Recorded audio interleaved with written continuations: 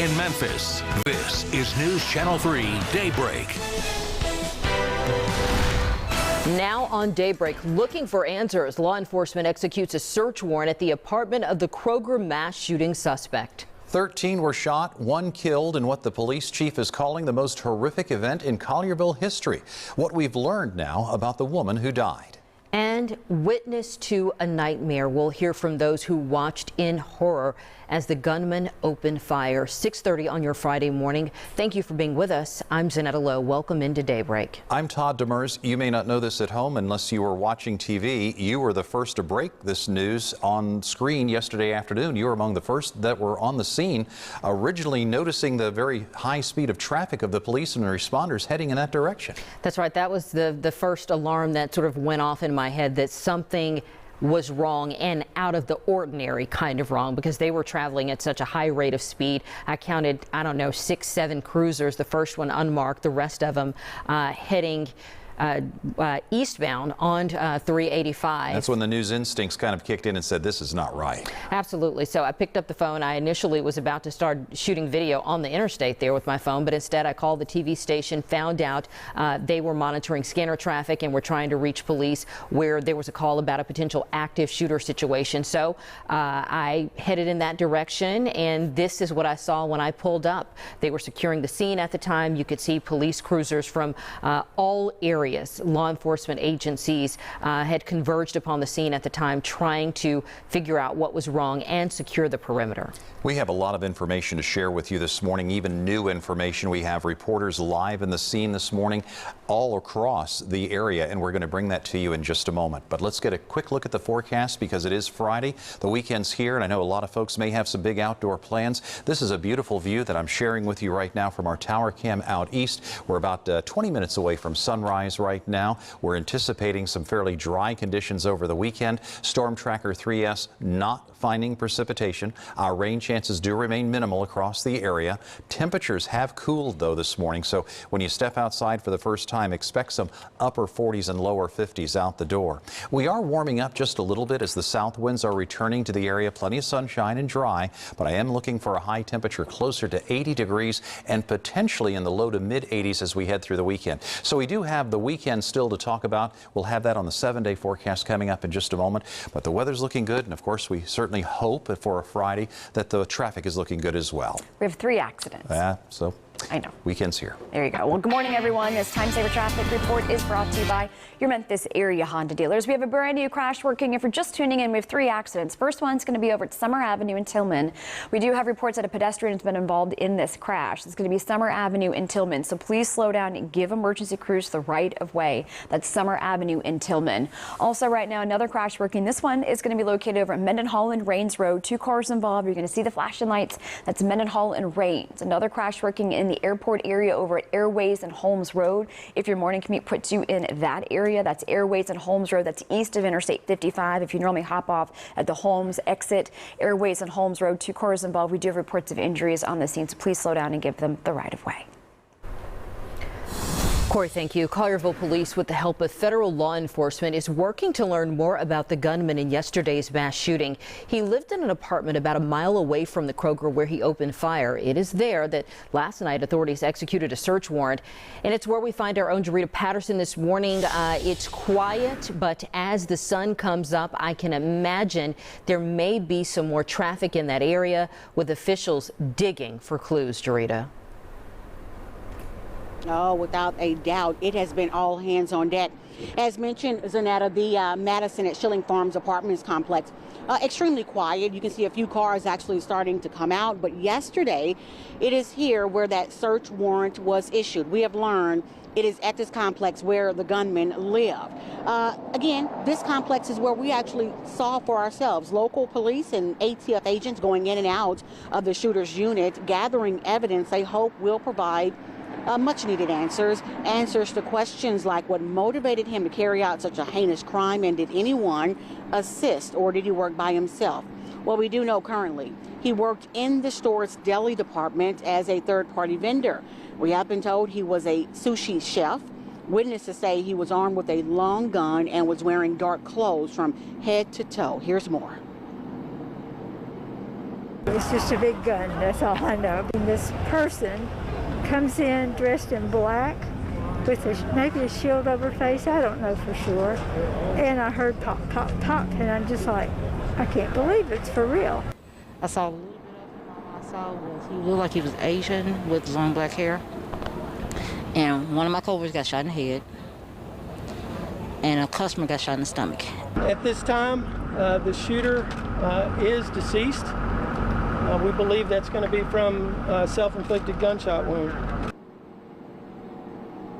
Yeah, this is all unsettling. Shortly after the attack, police swarming the gunman's car, checking for explosives, we were told. But as of this morning, police have not said what they found inside the vehicle or even what they may have found inside the gunman's apartment. Of course, we're staying in close contact with investigators in order to keep you updated on this still developing and evolving story. We're live in Collierville. Jarita Patterson, WREG, News Channel 3.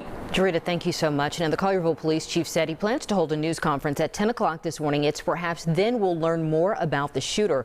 We'll carry that live on News Channel 3 and online.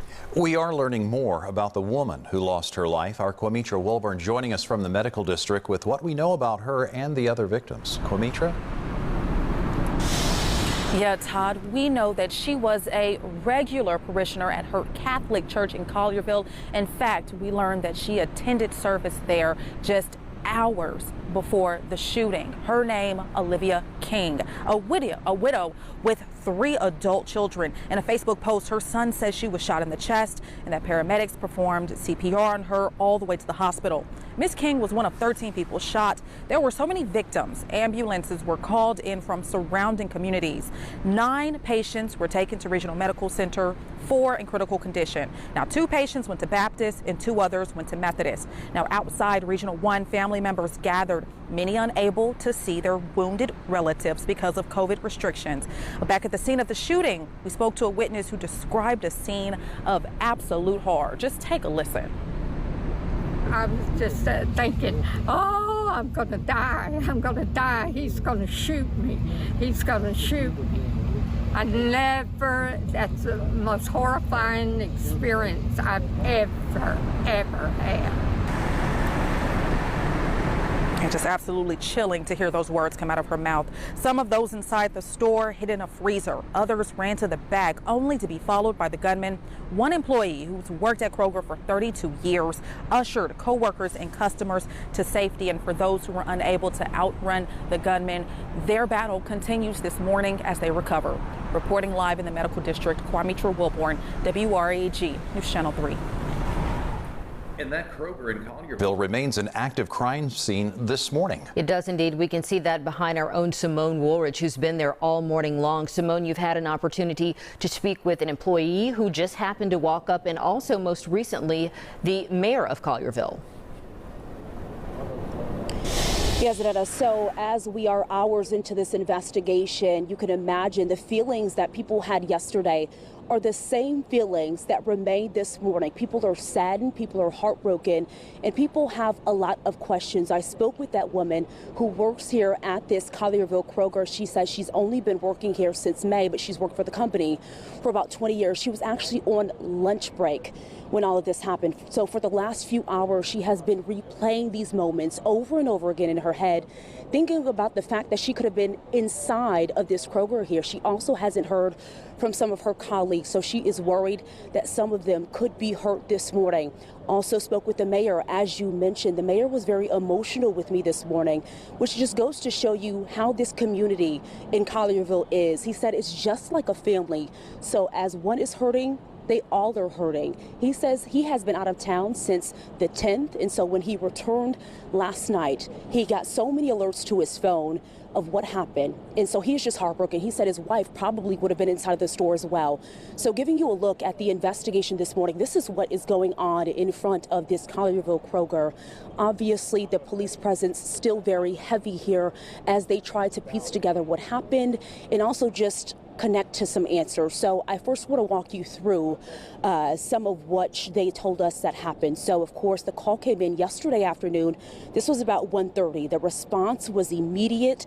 Turns out one Collierville police officer was actually already here. More showed up within 4 minutes, and soon other law enforcement agencies were assisting, including Memphis Police, the Shelby County Sheriff's Office, the FBI, the TBI, and the ATF. And despite the massive show of force, Collierville's police chief says it was the actions of the workers and the customers inside the store who saved lives. One of the things that I saw as I entered that building today, the training that's gone on in this community and across this country for years saved people's lives today. How many of you have heard of Run, Hide, Fight? That's exactly what those people today did. We had 44 employees that were inside at the time this started, and we've accounted for everyone. Just absolutely heartbreaking. You heard him there, 44 employees at the time. And you heard him say, run, hide, fight. That's a phrase promoted by the Department of Homeland Security in case of an active shooter situation. So that method emphasizes confronting the shooter only as a last resort when hiding or running is just not an option. By the way, there was dramatic video that we want to show you here. This was shared across social media yesterday. It showed a man on the roof of Kroger with his hands up. So turns out, we want to correct this here, that according to police, he was a construction worker doing some repairs to the roof. After determining that he was not a threat, police helped him down. So you, of course, can imagine those are probably scary moments for him and just scary moments for the people involved here. There is a press conference that will happen here in the 10 o'clock hour. Of course, we will bring you that information live on our airways. And of course, we'll keep you updated on any new information. But Todd Zanetta, people, again, just have a whole lot of questions that we hope to get some of them answered today. But for now, we're reporting live in Collierville this morning. Simone Woolridge, WREG, News Channel 3. Simone, thank you. Our Team 3 coverage continues this morning. Across the area at this hour, the view is from our tower cam here in the backyard. And when I see this hazy sunshine off in the distance, I'm oftentimes concerned about elevated ozone. I've checked it out. We're in the moderate range, the low end of the moderate range for elevated ozone today. I'll keep an eye on that with the winds being very light if we could see some additional accumulation. Storm Tracker 3S not finding rainfall across the area this morning, not expecting to find any over the next couple of days. Slow warm up as we head through the weekend. Today, we're on our way to near 80 degrees, and over the weekend, some low and mid 80s. We do have another cold front moving into the area early next week. The big question is, will it have an impact on our weather? We'll talk more about that. A closer look at that 7-day. It is Friday. The weekend's here. We have more on that forecast in a minute. Got it. Well, good morning, everyone. This Time Saver Traffic Report is brought to you by your Memphis area Honda dealers. We're getting more information regarding that crash over at Summer and Tillman. A pedestrian was involved in that accident. At Summer and Tillman, it's going to be just east of that intersection if you do normally head in that direction. So please slow down and give emergency crews the right of way. Again, that's Summer Avenue in Tillman, east of the intersection. Also, right now, still working with us, 2 other crashes from earlier this morning over at Mendenhall and Rains Road. That's 2 cars involved at that location. That's going to be Mendenhall and Rains, and another crash working. This is from earlier as well. They're still there. A little bit of a delay over at Airways and Holmes Road. This is east of Interstate 55. You normally take I-55. You want to hop off of that exit Airways and Holmes Road. You're going to be dealing with a bit of a delay because of that 2-car crash. We do have reports of injuries on the scene, and you guys, as always, we like to say, give emergency crews the right of way. Absolutely, as always. Corey, thank you. Our coverage of the mass shooting at Kroger will continue. When we come back, the response from Kroger's corporate office. The #1 morning newscast, WREG News Channel 3.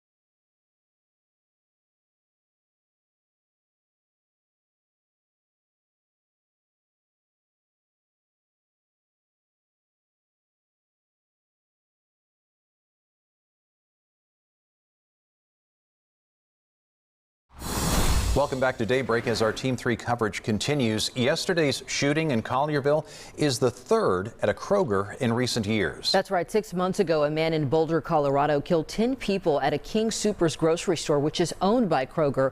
And in October 2018, a white man shot and killed 2 black people in a racially motivated attack. Here's what Kroger said in response to yesterday's shooting. We're saddened and heartbroken by what happened here today. It is an emotional roller coaster, as you can imagine. And we, of course, have provided counseling for every associate who's here today. And we will continue to do that. We'll also close the store. It will remain closed until further notice. And we just want to say thank you to the police department, to the first responders who were rushing in as people were rushing out. Teresa was asked if there was a security guard at the store yesterday. I got a chance to ask her that question during that briefing, and she said she'd have to get back to us. That answer likely having to come through Collierville Police. It's crazy, to be honest, because you'll never think nothing like this right here happened in Collierville. You know what I'm saying? You'll look for it to happen in Memphis or, you know what I'm saying, somewhere in Chicago or something. You'll never look for it to happen like right here. That woman told us her mother-in-law was inside the Kroger when the shooting started and thankfully was not injured. A lot of people were worried about their loved ones yesterday. Our coverage of the Kroger mass shooting continues throughout the morning.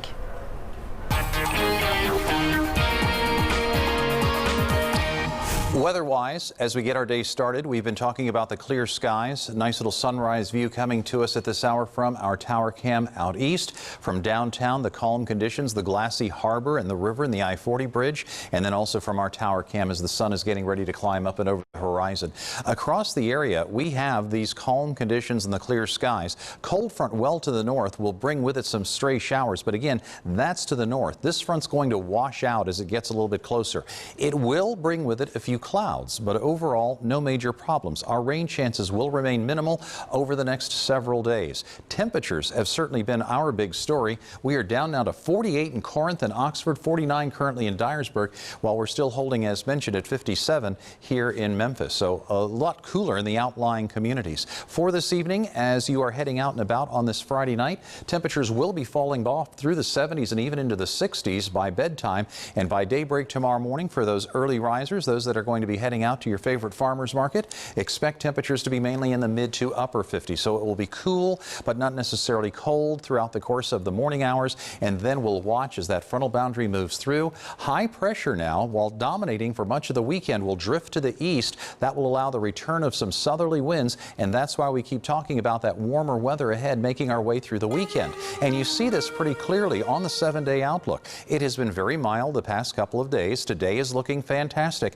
but between the sunshine and the southerly flow, we will see high temperatures working their way through the low and mid 80s over the weekend, and possibly the upper 80s by the time we get to Monday and Tuesday of next week. You see that on the 7-day forecast. Another cold front, a slight chance for showers by the middle of next week, and then another round of some cooler air pushing into the area by the end of next week and into next weekend. But for now, the weather's looking great for whatever your outdoor plans may hold heading through the weekend and beyond. Just remember, temperatures are slowly beginning to warm back up. Good Friday morning, everyone. This Time Saver Traffic Report is brought to you by your Memphis area Honda dealers. They are wrapping up a few accidents from earlier this morning. Airways and Holmes Road, it's in its final stages, so that's the good news. If you normally pass through that intersection of Airways and Holmes Road.